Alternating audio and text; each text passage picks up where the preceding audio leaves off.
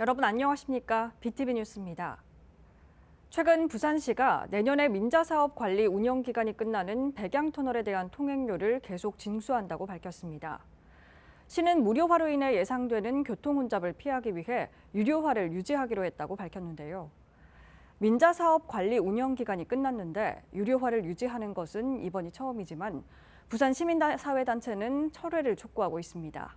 이번 유료화 연장을 계기로 부산의 전체 유료도로에 대해 살펴봤습니다.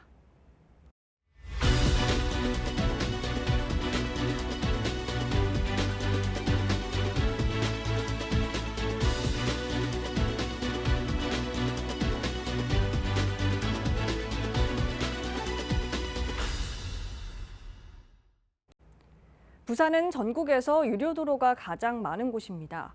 유료도로 공화국이라는 오명까지도 안고 있는데요. 이로 인한 갈등과 문제점도 적지 않은 게 사실입니다. 오늘은 부산의 유료도로 문제 전반을 분석해 볼 텐데요. 8개나 되는 유료도로의 현황과 이로 인한 문제점, 나아가 시민 부담과 갈등 해소 방법은 없는지 연속 보도합니다.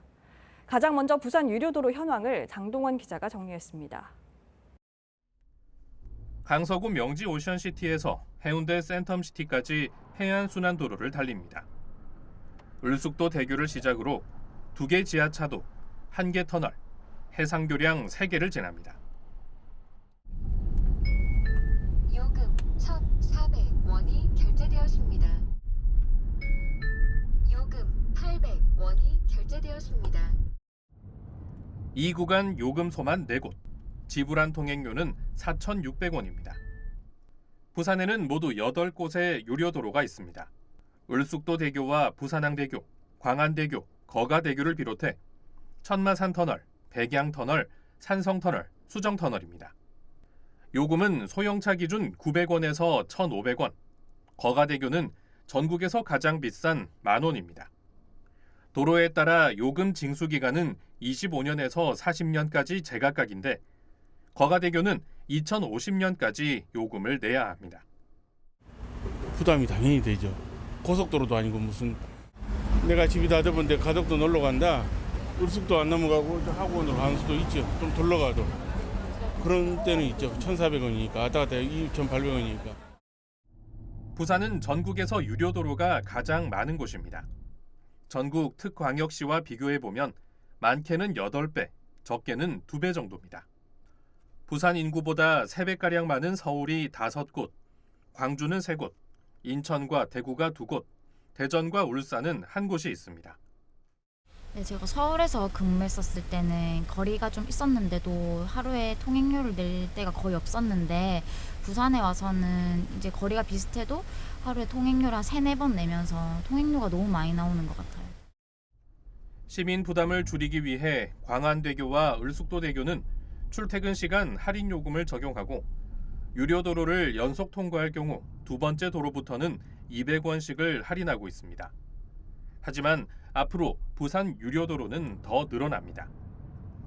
내년 1월 백양터널 요금 징수가 종료되지만 부산시는 요금을 할인해 계속 받기로 했고 신백양터널을 개통해 2060년까지 받을 계획입니다.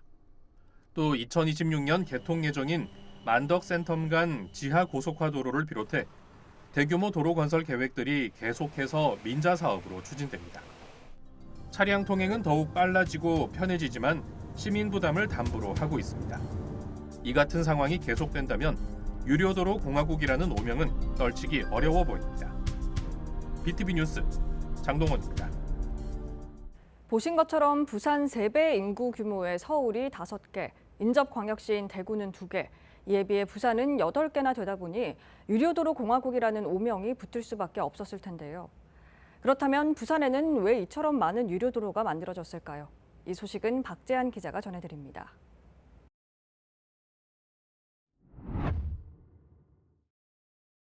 뒤로는 산, 앞으로는 바다를 마주하고 있는 부산.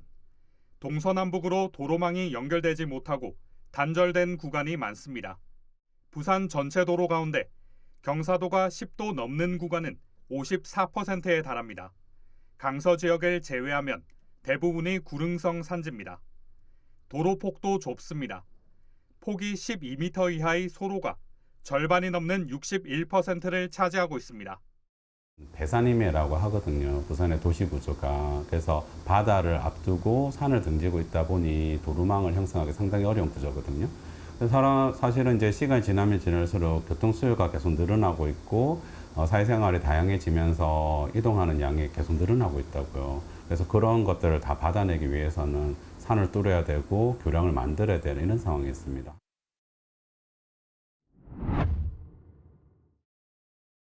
민간 자본을 활용해 유료도로를 건설하는 배경에는 시의 재정 부담이 크기 때문입니다. 스스로 살림을 꾸릴 수 있는 능력을 나타내는 재정 자립도 부산은 올해 45% 수준으로 지난 10년간 줄곧 내리막길을 걷고 있습니다. 도로가 건설된 이후에는 민자도로 사업자와 협약을 맺어 운영 손실분을 매년 시 재정으로 보전하고 있는 실정입니다. 이렇다 보니 시 재정만으로 새로운 도로를 건설하기에는 한계가 있다는 분석입니다. 일단은 재정이 없는 거죠. 재정이 부족하죠. 그래서 재정을 통해서 건설되는 인프라들도 있습니다. 예를 들면 만덕 3터널이라든지 그런 것도 재정으로 된 거고요. 당연히 수요 분석도 했고 비시 분석도 한 결과고요. 제가 알기로는 지역 주민의 의견도 반영이 된 거로 알고는 있거든요. 물론 다양한 의견이 있을 수는 있겠죠. 그 반영이 된 거로 알고 있고 하나의 기관이나 부산시 자체적으로 일방적으로 결정한 내용은 아니라고 생각하고 있지만 그래서 모든 사람들이 유료화가 끝나는 것들에 대한 기대심이 있거든요. 근데 이게 또 몇 년간 연장되고 하는 것들에 대한 불만이 있을 수는 있죠. 또 다른 요인으로 부산시의 일관성 없는 교통정책을 지적하기도 합니다. 부산시가 도심에는 BRT와 동백패스 등 대중교통 친화 정책을 펼치면서도 운전자들을 위한 유료도로는 오히려 늘리고 있어 교통정책에 엇박자를 내고 있다는 목소리가 높습니다. 지형적 특성과 재정의 한계 등을 감안하더라도 지금과 같은 정책이 계속된다면 유료도로로부터 부산 시민이 해방되는 시점은 기약하기 힘든 상황입니다. BTV 뉴스 박찬입니다. 계속해서 전해드리고 있듯이 유료도로가 늘어날수록 운전자들의 부담은 커질 수밖에 없는 게 현실이죠. 그런데 문제는 여기서 그치지 않습니다. 민자 유료도로의 경우 통행량이 적어 적자가 나면 이를 부산시가 고스란히 보전해 주어야 합니다. 당연히 시민들의 혈세가 쓰여지고 있는데요. 이로 인한 갈등도 발생하고 있습니다. 계속해서 김석진 기자가 보도합니다. 내년 1월 부산시로 운영권이 넘어오는 백양터널. 부산시는 통행료를 할인해 오는 2035년까지 연장해서 받기로 결정하고 입법 예고한 상태입니다. 무료화를 기대했던 운전자들은 크게 실망하고 있습니다. 지금까지 우리가 유료로 해가지고 돈 낸 금에도 뭐 얼마나 냈습니까? 그리고 기간이 지났으면은 민자에서 실효 이관되면 당연히 안 내야 되는 거 아닙니까? 부산시는 무료화 시 교통 혼잡이 가중될 거라며 통행료 징수가 필요하다는 입장입니다. 기존에 우리 동서고가로라든지 환경터널 무료화 사례에서도 똑같이 관찰이 된 바가 있습니다. 네. 여기도 이제 유료 시점에는 7만 대 수준이었는데 현재는 10만 대 다는거든요. 네. 그러다 보니까 아시지 않습니까? 동서고가 많이 막히는 거. 네. 그런 상황이 똑같이 될 거를 우려를 해서 네. 이제 여기에 대해서는 이제 유료화도 이제 추진을 하고 그다음에 증설 민자 사업도 추진하는 걸로. 하지만 시민사회단체는 시가 민간업자에 준 재정지원금을 회수하기 위한 목적으로 보고 있습니다. 시는 백양터널 운영사에 940억 원을 지원한 것으로 알려져 있습니다. 부산시는 시 재정을 통해 통행료 인상을 억제해왔다고 밝히고 있다. 그런데 지급해 와서 재정지원금을 부산 시민들이 나누어 부담하라는 것은 물가 상승 억제를 위한 부산시의 정책 자금을 회수하겠다는 것에 다름 아니다. 부산시가 본전 생각이 난다는 것인가? 시가 민간업자에게 운영권을 줬는데도 재정을 지원하는 이유는 MRG로 불리는 최소 운영 수입 보장 계약 때문입니다. 계약 시 예상한 통행료 수입에 미치지 못하면 그 차액을 시가 보전해 주는 겁니다. 현재 백양터널 외에도 수정산터널과 부산항대교가 이 같은 계약을 맺고 있습니다. 민자도로에 투입되는 시민 혈세는 또 있습니다. 제 뒤로 보이는 을숙도 대교는 소형차 통행료가 1,400원입니다. 하지만 출퇴근 시간대에는 1,000원으로 할인되는데 이 차액분 또한 부산시가 보전해주고 있습니다. 유료 도로를 연속해서 지날 때 할인해주거나 명절 무료 통행을 시행할 때도 그 비용은 시가 보전해줍니다. 이처럼 이용자가 낸 통행료 외에 시민 세금으로 지원된 비용은 지난해만 7개 유료 도로에 200억 원이 넘습니다. 여기에다 전국에서 가장 비싼 도시철도 요금 등 대중교통비 인상도 시민 부담을 가중시키고 있습니다. BTV 뉴스 김석진입니다. 앞서 전해드린 대로 전국에서 민자 유료 도로가 가장 많은 곳이 바로 부산인데요. 운전자뿐 아니라 부산 시민들의 부담도 오랜 기간 지속되고 있는 상황인데 유료 도로와 관련해 문제점 짚어보겠습니다. 부산경실련 도한영 사무처장과 전화 연결합니다. 사무처장님 나와 계십니까? 네, 안녕하십니까. 반갑습니다. 네, 안녕하십니까. 네. 가장 먼저 이 문제 다시 한번 짚어보겠습니다. 부산시가 징수기한이 만료되는 백양터널 통행료를 계속해서 받겠다는 계획을 내놓으면서 시민들의 반발이 일고 있습니다. 시민사회는 이 문제 어떻게 보고 있습니까? 네, 결국은 부산시가 신백양터널 민간투자 사업이라는 이름 하에 향후 백양터널에 부산시로 이관이 되어도 40년간 더 통행료를 받겠다고 하고 있습니다. 대단히 납득하기 어려운 정책이라고 말씀드리고 싶고요. 부산에는 총 지금 8개의 유료 도로가 있습니다. 지금까지 시민 부담이 계속해서 부담이 되어 왔었는데 앞으로도 부산시는 시민들의 부담을 계속 지우겠다라고 얘기를 하고 있고요. 앞서 부산시가 설문조사를 진행했더랬습니다.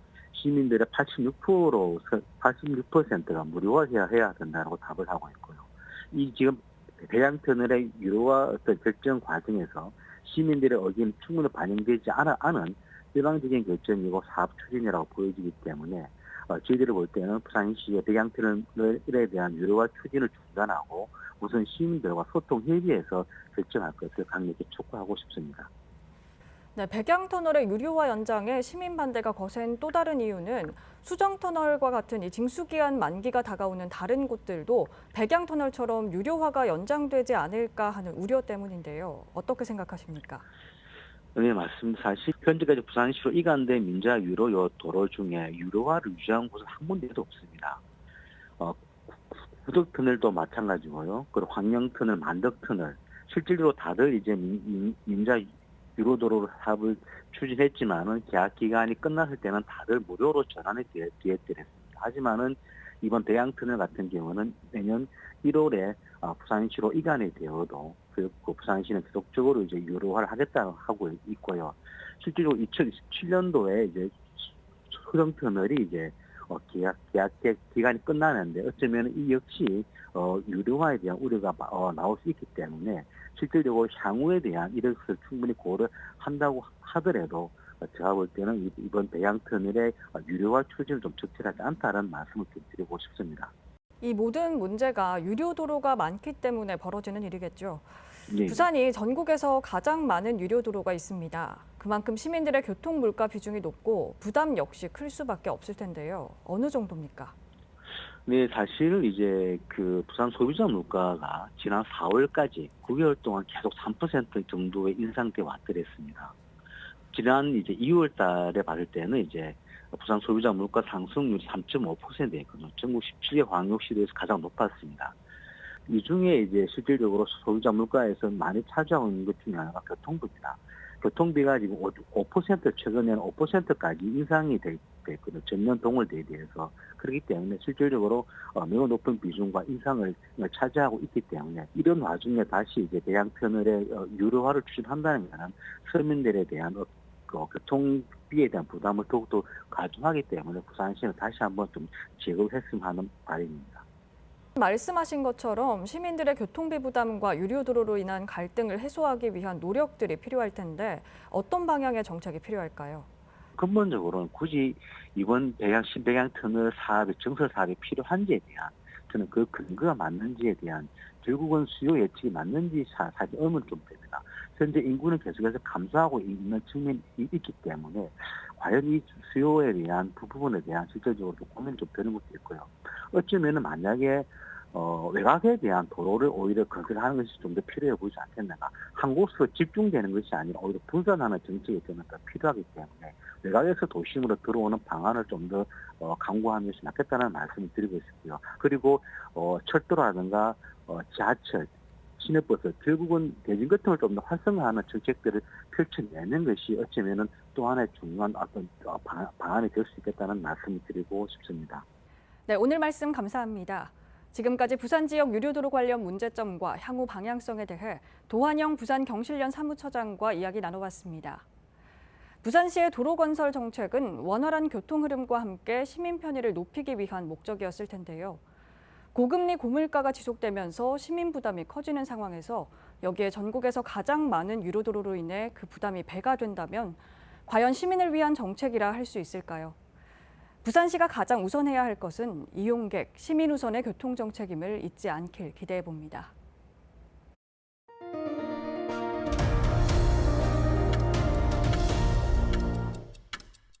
케이블 TV 공동기획 지역을 살려라 순서입니다. 기후변화의 영향으로 인해 전국의 작물 재배 지도가 뒤바뀌고 있습니다. 과거엔 강원도 하면 고랭지 배추나 감자가 대표 작물이었죠. 하지만 최근 고랭지 배추 재배 면적은 크게 줄고 사과 같은 과수 재배 면적이 늘고 있다고 합니다. 강원도가 사과의 새로운 주산지로 부상하고 있는 건데요.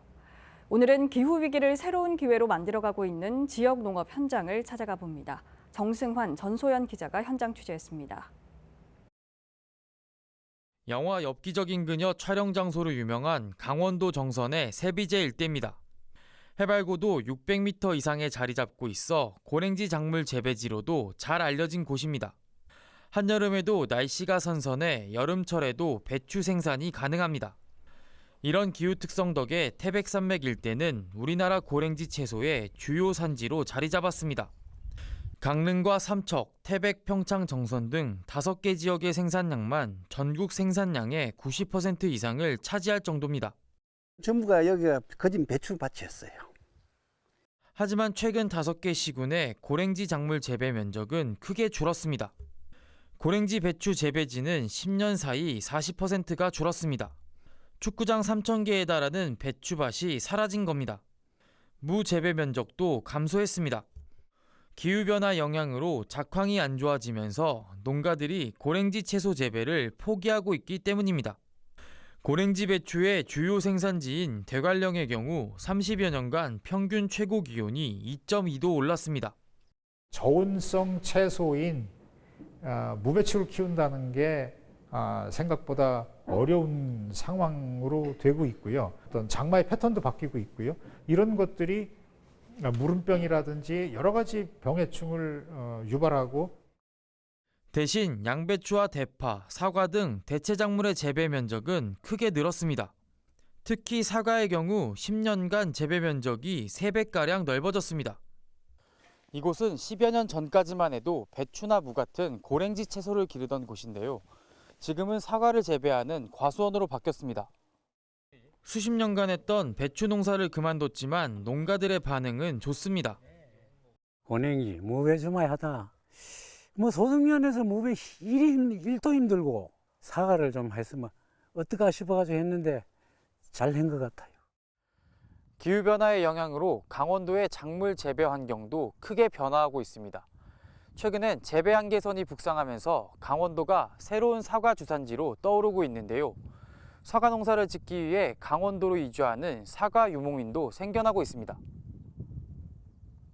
네, 이곳은 양구 해안면에 있는 사과밭입니다. 축구장 9개 정도 규모의 과수원인데요. 지구온난화로 사과 기르기 적합한 환경이 조성되면서 양구의 대규모 사과 농가가 늘고 있습니다. 사과 재배 경력만 20년이 넘는 베테랑 농부 박현수 씨. 고향인 경북 영천에서 강원도 양구로 과수원을 옮긴 지 올해로 5년째를 맞습니다. 고향을 떠나 물설고 낯선 강원도 양구로 이사를 온 건 좀 더 좋은 품질의 사과를 생산하고 싶었기 때문입니다.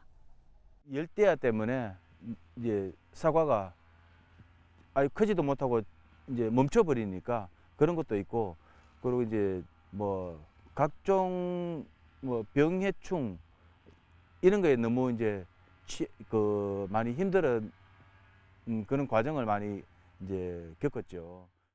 박 씨는 경북의 한 대학교에서 사과 전문 농사 기술을 배웠습니다.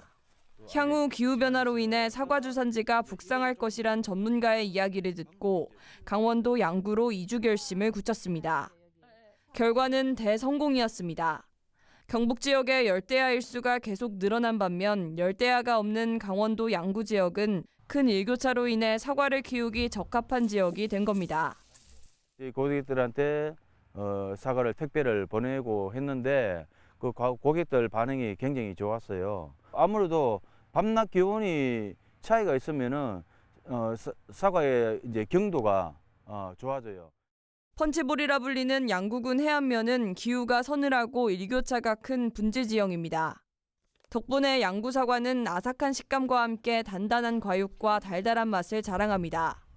사과 농가 이주가 시작되면서 지난 2010년 52헥타르에 불과했던 양구군의 사과밭은 14년 만에 6배가 넘는 330헥타르, 축구장 462개 면적으로 늘었습니다. 최근에도 사과 재배 농가는 계속해서 늘고 있는 추세입니다. 남쪽에 있는 분들이 많이 해안으로 들어옵니다. 조건이 좋은 곳을 선택할 수밖에 없으니까 그 양구로 오는 거죠. 향후 사과 재배 면적도 더 늘어날 전망입니다. 정부가 기후변화에 맞춰 양구와 정선, 홍천 등 강원 지역을 사과 주산지로 육성할 계획을 내놨기 때문입니다. 강원 사과에 대한 브랜드 작업과 함께 스마트 과수원 특화단지도 조성됩니다. 현재 양구군에 스마트팜이 도입된 사과 농가는 9곳, 사과 생산량도 더 늘어날 것으로 기대됩니다.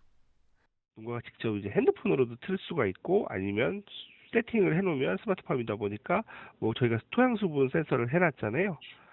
토양 수분이 부족하다 그러면 자동으로 관수할 수도 있고. 올해 강원특별자치도 내 사과 재배 면적은 931헥타르. 오는 2030년엔 현재보다 2배가 넘는 2,000헥타르, 축구장 2,800개 면적까지 사과 재배지가 늘어날 전망입니다. 기후변화에 따라 새로운 사과 주산지로 강원 지역이 새롭게 각광받고 있습니다. 헬로티비 뉴스 전소연입니다.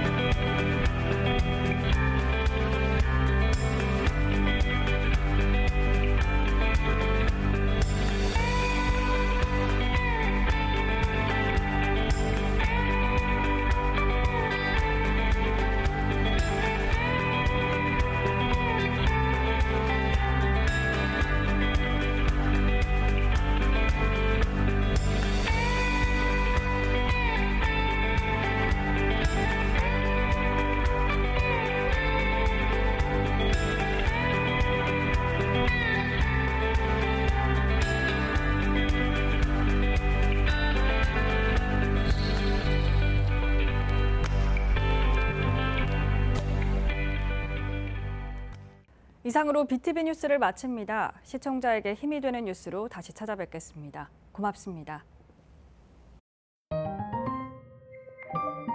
채널 BTV